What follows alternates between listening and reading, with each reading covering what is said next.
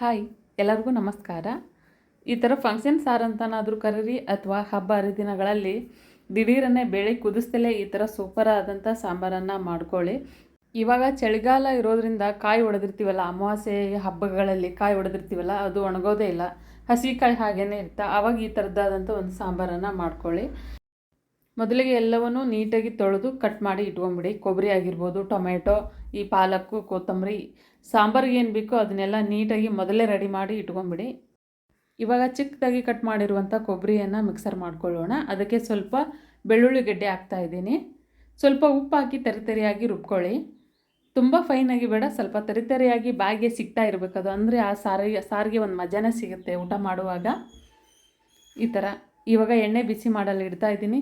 ಸಾಸಿವೆ ಹಾಕಿ, ಸಾಸಿವೆ ಚಟಪಟ ಅಂದ ತಕ್ಷಣ ಜೀರಿಗೆ ಕೂಡ ಹಾಕ್ಕೊಳ್ಳಿ. ಸ್ವಲ್ಪ ಜಜ್ಜಿದಂತಹ ಬೆಳ್ಳುಳ್ಳಿ ಕೂಡ ಸೇರಿಸ್ತಾ ಇದ್ದೀನಿ. ಈ ಒಂದು ಕ್ಲೈಮೇಟ್ ತಣ್ಣಗೆ ಇರೋದ್ರಿಂದ ಸ್ವಲ್ಪ ಬೆಳ್ಳುಳ್ಳಿ ಜಾಸ್ತಿನೇ ಹಾಕ್ಕೊಳ್ಳಿ. ರುಚಿಗೋಸ್ಕರ ಮತ್ತು ಚೆನ್ನಾಗಿ ಕಾಣಲಿ ಅಂತ ಒಣ ಮೆಣಸಿನಕಾಯಿ, ಸ್ವಲ್ಪ ಕರಿಬೇವು, ಕಟ್ ಮಾಡಿದಂಥ ಟೊಮೆಟೊವನ್ನು ಕೂಡ ಇದಕ್ಕೇ ಸೇರಿಸ್ಕೊಳ್ಳಿ. ಈ ಟೊಮೆಟೊ ಸ್ವಲ್ಪ ಮೆತ್ತಗೆ ಆಗಬೇಕು. ಆನಂತರ ಇದಕ್ಕೆ ಅಚ್ಚ ಖಾರದ ಪುಡಿಯನ್ನು ಕೂಡ ಸೇರಿಸ್ಕೊಳ್ಳೋಣ. 3 ಟೇಬಲ್ ಸ್ಪೂನ್ ಅಷ್ಟು ಸೇರಿಸ್ತಾ ಇದ್ದೀನಿ ನಾನು ಅಚ್ಚ ಖಾರದ ಪುಡಿಯನ್ನು. ಆನಂತರ ಇದಕ್ಕೆ ಸ್ವಲ್ಪ ಅರಿಶಿಣ ಪುಡಿ ಹಾಕ್ಕೊಳ್ಳಿ. ನಂತರ ಉಪ್ಪನ್ನು ಕೂಡ ಸೇರಿಸ್ಕೊಳ್ಳಿ. ಇವಾಗಲೇ ಬೆಲ್ಲ ಅಥವಾ ಸಕ್ಕರೆ ಬೇಕಿದ್ದರೂ ಹಾಕ್ಕೋಬಹುದು ನೀವು. ಇದನ್ನು ಒಂದು ಸಲ ಚೆನ್ನಾಗಿ ಮಿಕ್ಸ್ ಕೊಡಬೇಕಾಗುತ್ತೆ. ಈ ಹಸಿ ವಾಸನೆ ಎಲ್ಲ ಹೋಗುತ್ತೆ, ಅದೆಲ್ಲ ಮೆತ್ತಗೆ ಆಗುತ್ತೆ, ತುಂಬ ಚೆನ್ನಾಗಿ ಬರುತ್ತೆ. ಇದ್ರ ಟೇಸ್ಟ್ ಇಲ್ಲೇ ಇರೋದು. ಮೊದಲೇ ನೀರು ಹಾಕೋದಕ್ಕೆ ಹೋಗಬೇಡಿ. ಸ್ವಲ್ಪ ಶುಗರ್ ಸೇರಿಸ್ತಾ ಇದ್ದೀನಿ. ಈ ಟೊಮೆಟೊ ಮೆತ್ತಗಾಗಬೇಕು, ಗಮನದಲ್ಲಿರಲಿ ನಿಮಗೆ. ನಂತರ ಕಟ್ ಮಾಡಿದಂತಹ ಪಾಲಕನ್ನು ಕೂಡ ಇದಕ್ಕೆ ಇವಾಗಲೇ ಸೇರಿಸ್ಕೊಳ್ಳೋಣ. ಇದರೊಟ್ಟಿಗೆ ಅದು ಫ್ರೈ ಆಗಬೇಕು. ತುಂಬ ಕಾಣಿಸ್ತಾ ಇದೆಯಲ್ಲ, ಕುದೀತಲ್ಲ, ಆನಂತರ ಇಷ್ಟು ಹಾಕಿದ್ವೋ ಇಲ್ವೋ ಅನ್ನೋ ಥರ ಆಗುತ್ತೆ ಇದು.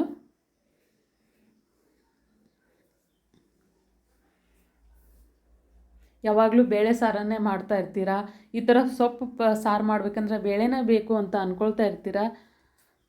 ಬೇಳೆ ಏನೂ ಹಾಕ್ದಲೇ ಮಾಡುವಂಥ ಸಾಂಬಾರು ಇದಾಗಿರುತ್ತೆ. ತುಂಬ ಟೇಸ್ಟಾಗಿ ಚೆನ್ನಾಗಿ ಬರುತ್ತೆ. ಕೆಲವೊಬ್ಬರು ಮಾಡ್ತಾ ಇರಬಹುದು, ಕೆಲವೊಬ್ಬರು ಮಾಡ್ದಲೇ ಇರುವವರು ಒಂದು ಸಲ ನೋಡ್ಕೊಳ್ಳಿ. ಇವಾಗ ಇದನ್ನ ಮುಚ್ಚಿಟ್ಬಿಡೋಣ. ಓಕೆ, ಅದು ಚೆನ್ನಾಗಿ ಅದರೊಟ್ಟಿಗೆ ಬಾಯ್ಲ್ ಆಗಬೇಕು. ಮತ್ತು ಇದಕ್ಕೆ ನೀರು ಏನೂ ಹಾಕೋದಕ್ಕೆ ಹೋಗಬೇಡಿ. ಇವಾಗ ನೋಡಿ, ಕಾಣ್ತಾನೇ ಇಲ್ಲ, ಅದು ಸೊಪ್ಪು ಹಾಕಿದ್ದೀವೋ ಇಲ್ವೋ ಅನ್ನೋ ಥರ ಕಾಣ್ತಾ ಇದೆಯಲ್ಲ, ಈ ಥರ ಕರಿಗಿಬಿಡುತ್ತೆ ಅದು ಅದರೊಟ್ಟಿಗೆ. ಇದು ಚೆನ್ನಾಗಿ ಬಾಯ್ಲ್ ಆದ ನಂತರನೇ ನೀರನ್ನು ಸೇರಿಸ್ಕೊಳ್ಳಿ. ನಿಮಗೆಷ್ಟು ನೀರು ಬೇಕು, ಎಷ್ಟು ಸಾಂಬಾರು ಬೇಕಾಗಿದೆಯೋ ಅಷ್ಟು ನೀರನ್ನು ಇವಾಗಲೇ ಸೇರಿಸ್ಕೋಬೇಕಾಗುತ್ತೆ. ಇದಕ್ಕೆ ಸ್ವಲ್ಪ ತಿಕ್ನೆಸ್ಸಿಗೋಸ್ಕರ ಪುಟಾಣಿ ಹಿಟ್ಟಿನ ನೀರನ್ನು ಪುಟಾಣಿ ಹಿಟ್ಟಿನೊಂದಿಗೆ ಸೇರಿಸಿ ಹಾಕ್ತಾಯಿದ್ದೀನಿ. ಪುಟಾಣಿ ಹಿಟ್ಟಿದು ಚೂರು ಹಾಕಬೇಕಾಗುತ್ತೆ. ಮತ್ತು ಜಾಸ್ತಿ ಹಾಕಿದರೆ ಹಿಟ್ಟಿನ ಸಾರು ಥರ ಆಗಿಬಿಡುತ್ತೆ. ಸ್ವಲ್ಪ ಪುಟಾಣಿ ಹಿಟ್ಟಿಗೆ ಸ್ವಲ್ಪ ನೀರನ್ನು ಬೆರೆಸಿ ಇದಕ್ಕೆ ಸೇರಿಸಿ. ಇದು ಕುದೀತಾ ಇರಬೇಕು, ಆವಾಗ ಹಾಕಬೇಕಾಗುತ್ತೆ ಆ ಒಂದು ಹಿಟ್ಟನ್ನು. ಚೆನ್ನಾಗಿ ಕುದೀತಾ ಇದೆ ನೋಡ್ಬೋದು.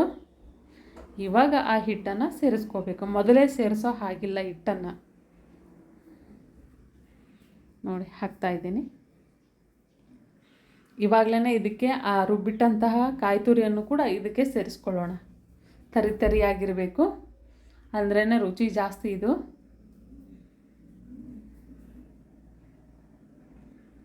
ಚೆನ್ನಾಗಿ ಒಂದು ಸಲ ಮಿಕ್ಸ್ ಮಾಡಿ. ನೋಡಿ, ಎಷ್ಟು ಕಲರ್ಫುಲ್ಲಾಗಿ ಎಷ್ಟು ಚೆನ್ನಾಗಿ ಕಾಣಿಸ್ತಾ ಇದೆಯಲ್ಲ. ಇದಕ್ಕೆ ಒಂದು ಗರಂ ಮಸಾಲವನ್ನು ಕೂಡ ಹಾಕೊಳ್ಳೋಣ. ಗರಂ ಮಸಾಲ ಅಥವಾ ಸಾಂಬಾರು ಮಸಾಲವನ್ನು ಇದಕ್ಕೆ ಸೇರಿಸ್ಕೊಳ್ಳೋಣ. ಯಾವುದಾದ್ರೂ ಒಂದು ಮಸಾಲವನ್ನು ಹಾಕ್ಕೊಳ್ಳಿ. ಸ್ವಲ್ಪ ಹಾಕ್ಕೊಳ್ಳಿ. ನಂತರ ಕೊತ್ತಂಬರಿಯನ್ನು ಹಾಕ್ಕೊಳ್ಳಿ. ಕಟ್ ಮಾಡಿದಂಥ ತೊಳೆದಿಟ್ಟಿರುವಂತಹ ಕೊತ್ತಂಬರಿಯನ್ನು ಸೇರಿಸ್ಬೇಕಾಗುತ್ತೆ. ಸೂಪರ್ ಆದಂಥ ಸಾಂಬಾರು ನಿಮ್ಮದಾಯಿತು. ಒಂದು ಸಲ ಮಾಡಿ ಹೇಗಾಗಿತ್ತು ಅಂತ ನಾನು ಕಾಮೆಂಟ್ ಮಾಡೋದನ್ನು ಮಾತ್ರ ಮರಿಬೇಡಿ ನೀವು. ಇದು ಮುದ್ದೆ ಜೊತೆಗೆ, ಅನ್ನದ ಜೊತೆಗೆ ಸೂಪರ್ ಆಗಿರುತ್ತೆ.